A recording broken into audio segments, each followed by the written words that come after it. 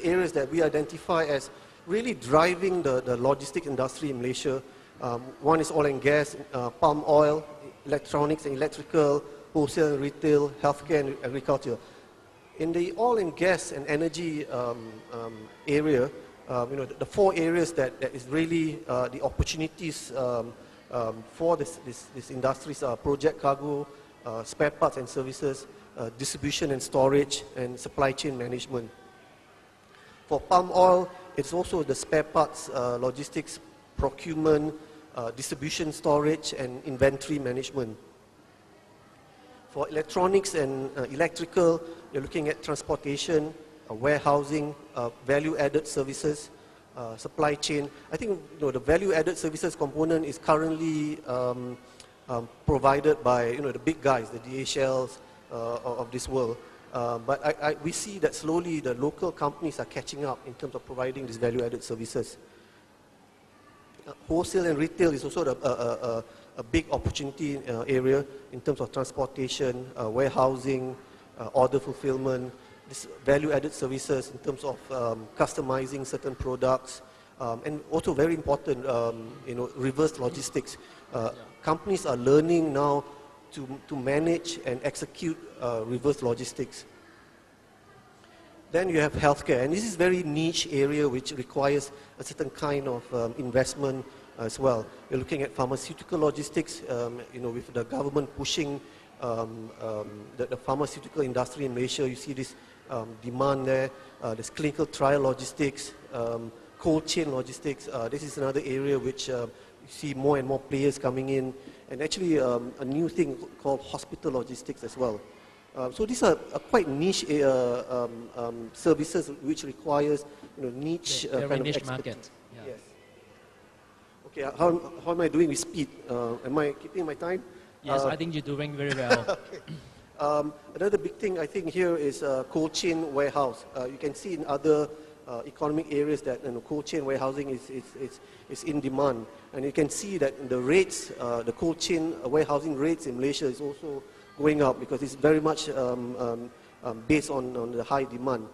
Tracking and tracing, before agriculture is unheard of, tracking and tracing. Looking at quality management where the LSP steps in to manage the quality, and then you have the certification and compliance, for example, halal logistics. And then when we move on to what do we need in terms of tapping to that potential. Number one, the ability to customize warehouse space. Malaysia being quite abundant in terms of space, I've never seen this before. So companies are looking at built to suit warehouses, and this is because the industry and the requirement is quite niche, such as the requirement of healthcare, electronics are all different. Like for example, the humidity is a big factor. So just having a warehouse like a landlord and without having a very customized offering, it doesn't help at all. Second is the extensive network across Malaysia. When you don't have network, you are not cost competitive. So this means that the bigger the player, the more network that you have across Malaysia. Thirdly, which is I think highlighted by our friend from Indonesia, Pak Tio and everyone else who has come on this stage, is human resource development. And the Malaysian workforce will have to learn in terms of how to develop this kind of expertise in a very short period of time, because you can't wait 3-4 years before you develop this kind of expertise. Fourth is certification and regulatory compliance. When you are exporting to a Muslim country, for example, you need the halal certificate. You have the GDP, the goods distribution practice, and so on. So certification is something that the industry is learning, and it has to learn very fast. So right now, you look at somebody who has this kind of expertise, costs a lot of money. There was a joke that they said they get paid as much as an oil and gas engineer right now, because of the demand. And fifth, I think even Malaysia is trying to catch up. Even though you see that our broadband penetration is very good in Asia Pacific, but even then there's a lot of room to catch up in terms of integrating IT services across the different value chain. And last but not least, in terms of, we forecast that in year 2016, the market will be at RM 203 billion. That is about 65 billion US dollars. So what are the drivers in terms of driving the 65 billion US dollars market? It's the ETP program that I mentioned earlier. There's a lot of investment activities. Government now it's supporting the logistics related development in terms of infrastructure.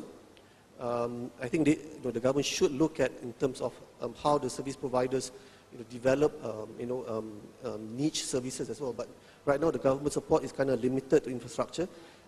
Thirdly, Malaysia has always been blessed by being in a strategic geographical location. Next to us, we have Indonesia, which is like growing rapidly, very fast. So we have a big demand market on the side. If you look at Thailand GDP, I mean it's amazing. It's over 9%. This year, right after the big flood. So Malaysia is lucky that our neighbors are really prospering. What is the restraint? I think number one restraint is the fragmented nature of logistics market. Too many players, big, small player competing against big player, they drop price and so on. Secondly, I think everyone is facing this problem, lack of skilled logistics practitioners. We hope maybe we can get somebody like Thomas up in KL for all his courses. Lack of security measurement. This is another area that I think the government is also looking at, working together with the industry. And fourth, the lack of emphasis on value-added services. I'll give you one good example of this.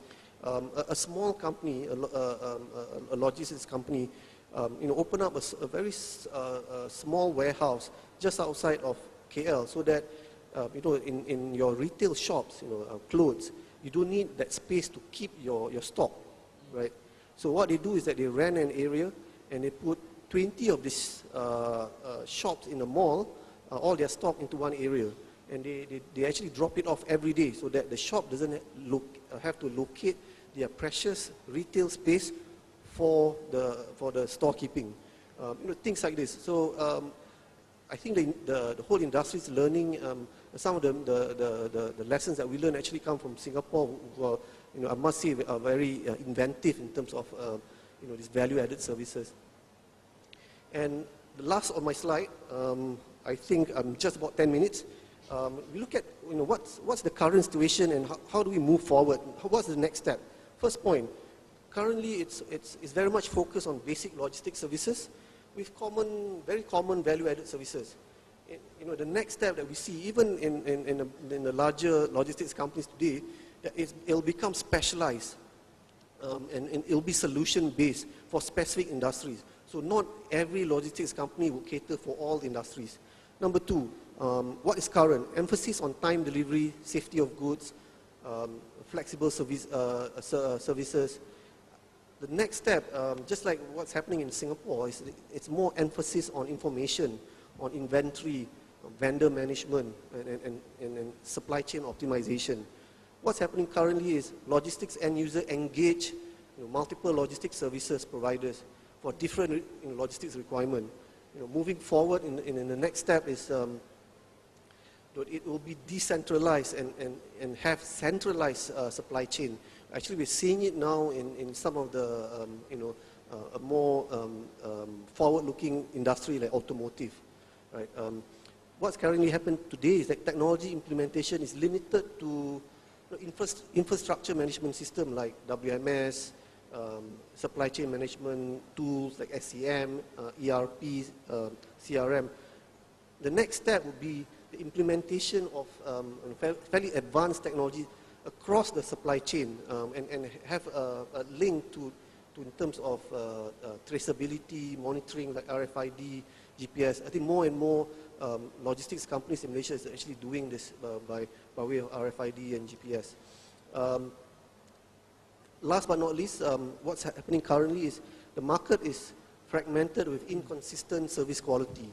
So a lot of times it's trial and error. There's unhealthy price war that especially coming from the smaller logistics.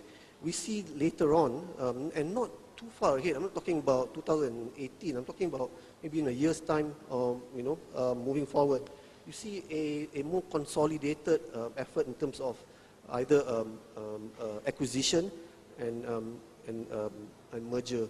I think one of the things that we see happening now, what we do is we track the market, is that there are talks between Malaysian companies and Indonesian companies and Thai companies in terms of a joint effort, because they realize that to stay ahead from the competition, they have to connect the dots.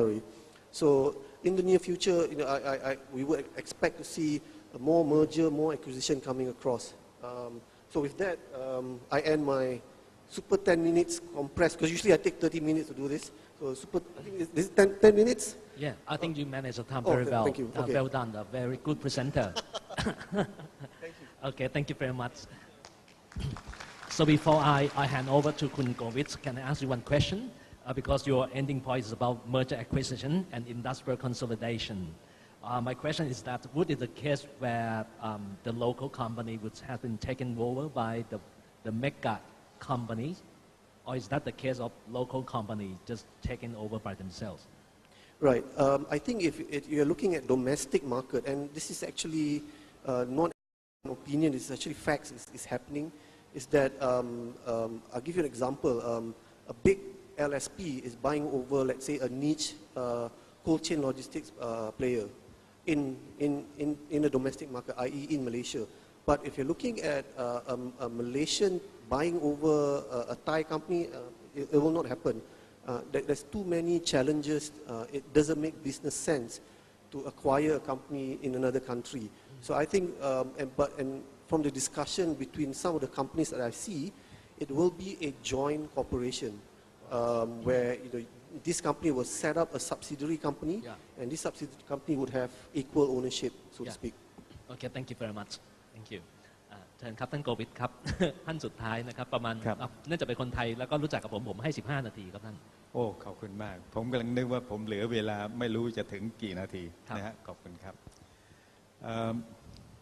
Ladies and gentlemen and distinguished guests, the organizer, my name is Govit Thanyaratakul.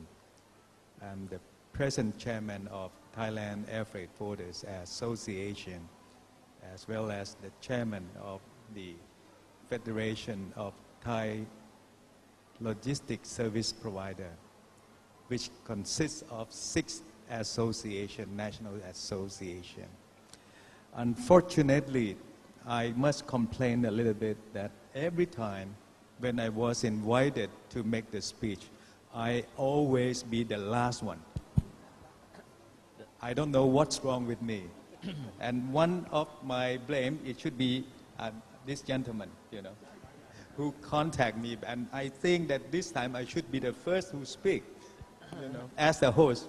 You know why? Again, you know why? I'm the because last. COVID has been so old. So old, usually last one. Oh, I see.